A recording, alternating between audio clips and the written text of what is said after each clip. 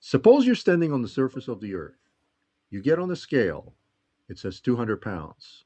So you start digging a very deep hole. At the bottom of the hole, you get on the scale again. What do you see? What would you say if I told you that it's now less than 200 pounds? Well, you're confused. So you start digging an even deeper hole in an effort to shed some light on this. Eventually, you get on the scale again. But now it shows even less. Well, now you're really confused. But the scale's not broken, and this is not a magic trick. In fact, calculus demands that this has to be true, and we're going to find out why. We're going to start by going back in time to around the year 1835. I'd like to introduce you to Carl Friedrich Gauss, arguably the greatest mathematician in the history of humanity. And among the many contributions is a theorem that will allow us to explain our weight problem. Now, in order to understand how Gauss looked at this problem, we consider a very simple thought experiment. Imagine you have empty space, and in that space, we consider a surface. It could be any surface, but for simplicity, we consider a sphere. Now, that sphere experiences absolutely no forces of gravity right up until the point that we put a little mass inside of it. At this point, that mass creates gravity, and there will be a gravitational field everywhere on the surface of the sphere. The mass is now the only source of gravity in this entire situation. The closer we are to the mass, the stronger the gravity. The further we are, the weaker the gravity. We can therefore take the entire surface and subdivide it into little subsurfaces of area dA. And in all those areas, we can measure precisely what the strength of gravitational field is. Adding it all together gives us a quantity named flux. In mathematical jargon, we can think of this as an integral, so therefore the sum over all such measurements over the entire surface. What Gauss was able to prove is that the flux over the entire surface is actually proportional to the mass that's inside the surface. What's more amazing is if we now take that mass and move it outside of the surface, we find that the flux is equal to zero. Now we can go back to our original story and understand our weight problem in terms of Gaussian surfaces. Originally, standing on the surface of the Earth itself is the Gaussian surface, and all of the mass of the Earth is the mass inside the surface, giving us a weight of 200 pounds. You then dig a hole and find yourself on a smaller Gaussian surface. The mass inside that surface is now smaller than the mass of the entire Earth. And this is the only mass that influences gravity on your surface, thereby giving us 170 pounds. Finally, we dig deeper and find ourselves on an even smaller Gaussian surface with less mass within it, and therefore a smaller recording of weight. More formally, we can actually perform a fairly simple calculation to confirm the previous conclusions. Since the mass on the outside has no impact on the flux, we concentrate strictly on the flux inside the surface. And due to the fact that the Earth is a sphere and has beautiful symmetry, the gravitational field everywhere on our surface is constant. And that allows us to really simplify the integrations and thereby giving us a result that the gravitational field is proportional to the distance from the center of the Earth to the Gaussian surface. Therefore, the larger the Gaussian surface, the larger the gravitational field you feel, and as a result of that, the weight is proportional also to that radius, confirming exactly the results that we've previously stated. Imagine you pour blue paint into a cup. You look, the cup is full. At this point, you decide to use the paint inside the cup to paint the outsides. But you very quickly realize that there's not enough paint on the inside to paint the outsides. You're very confused, but you don't give up. Now you get a lot more paint, but your situation does not improve. Now you're really angry. You're getting hundreds of cans of paint, and you try to paint the outside, but you simply cannot get the job done. It seems you can easily fill the cup with paint, but there's no amount of paint in the universe to paint the outsides. It looks like you have a paradox. But a paradox is not an explanation. Looks like conventional logic simply does not apply here. You need something new, something radical, something like calculus.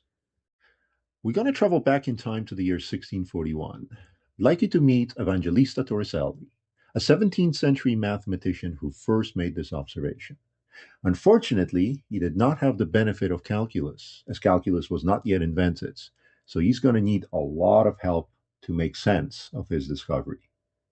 So in order to provide an explanation for our problem, we take the function 1 over x and gently rotate it around the x-axis, creating a cup of infinite length, getting thinner and thinner as you move further and further along the x-axis.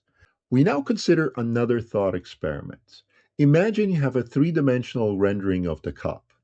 We take a knife and we cut it into equal thickness rings. Each ring has a different radius, ranging from the largest possible one at one end all the way to virtually zero as we approach infinity. We then take very precise measurements of the thickness and the radius of each ring.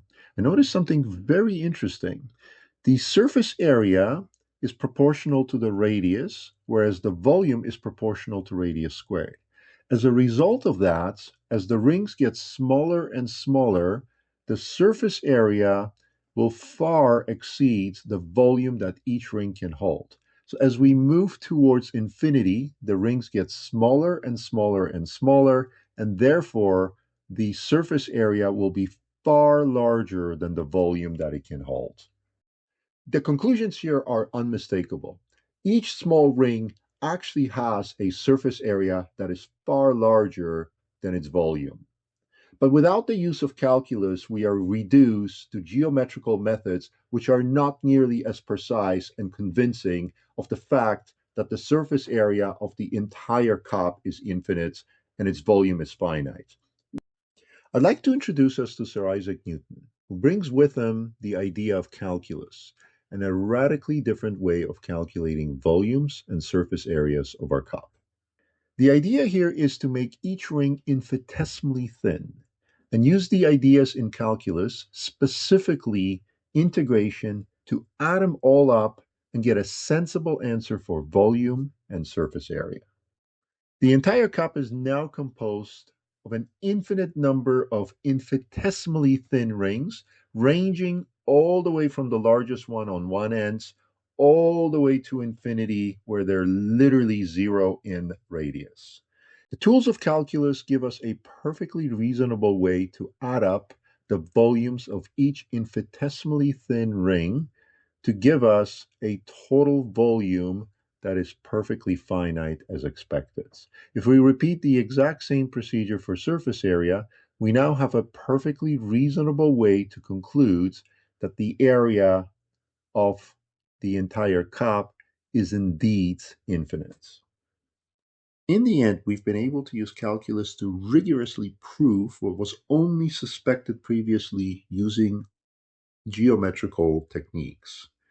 And that's the fact that the volume remains finite, roughly equivalent to 2 cans of paint, whereas the surface area is actually infinite.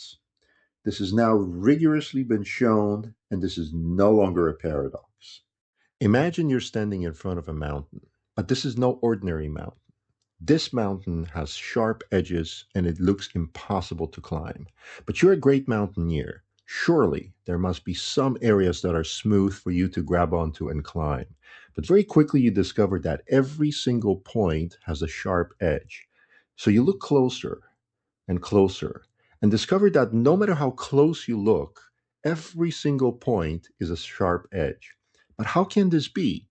Surely this must violate the very definitions of calculus.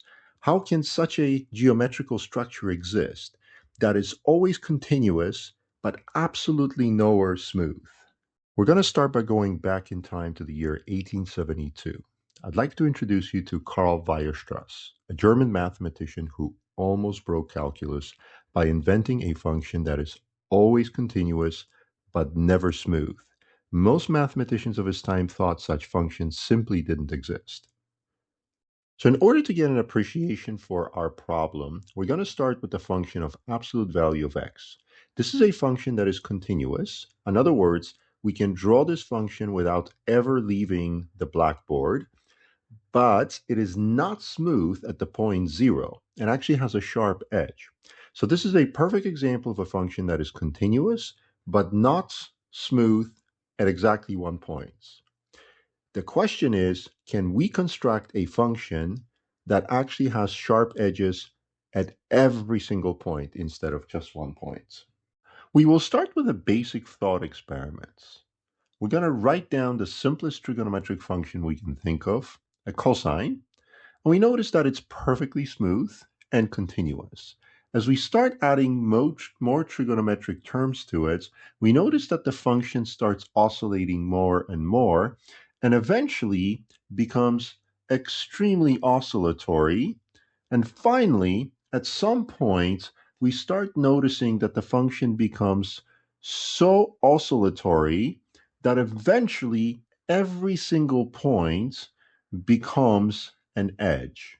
The function has such seemingly simple construction that Carl Weierstrass himself could not believe that a function like this could actually be written down. A function that seems to break the most basic principle of calculus, which is the fact that a derivative cannot be defined anywhere on the function, and yet the function could very simply be written in terms of some of the simplest functions, in this case, trigonometric functions. Rather than threatening calculus, this is a perfect example that doing proper mathematics can aid in the establishment of a completely new area of mathematics. In this case, the first documented evidence of fractal geometry. So this brings us to the end of the video. As always, please leave comments below and subscribe to the channel, and I hope to see you in the next video.